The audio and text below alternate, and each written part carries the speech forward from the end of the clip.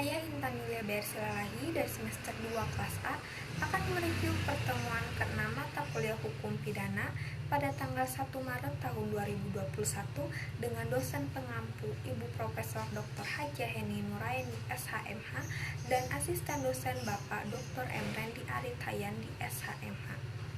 Bab 4, hubungan sebab akibat atau kausalitas. Tujuan dari ajaran sebab akibat yaitu 1. Untuk menentukan hubungan antara sebab akibat yang berarti menentukan ada atau tidak adanya tindak pidana. 2. Untuk menentukan pertanggungjawaban seseorang atas suatu akibat tertentu yang berupa suatu tindak pidana. Selanjutnya, teori-teori ajaran sebab akibat atau kausalitas yaitu 1.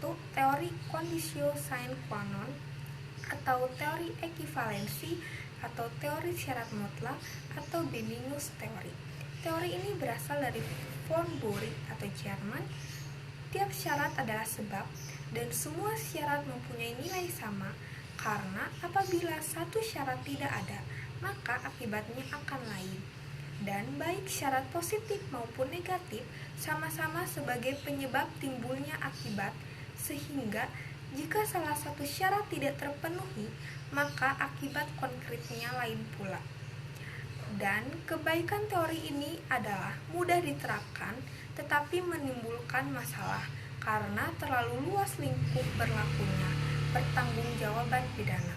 Kesulitan teori ini adalah terlalu membentang ke belakang sehingga tanpa batas.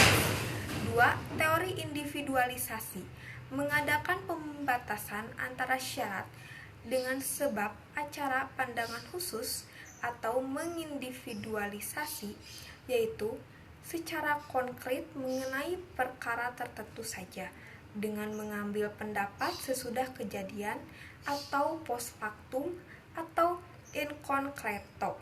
Dalam menentukan akibat dari sebab dilihat dari rangkaian syarat itu dilihat dari sendiri-sendiri. 3. Teori generalisasi. Peristiwa ini melihat peristiwa sebelum kejadian atau ante factum atau in ambactro, yaitu serentetan syarat yang merupakan perbuatan manusia dapat menjadi akibat dari suatu peristiwa, yaitu dilihat dari perhitungan yang layak atau pengalaman hidup yang umum terjadi. Menurut teori ini harus dicari sebab yang sama untuk dapat menimbulkan akibat yang bersangkutan. Oleh karena itu, teori ini disebut teori adekuat.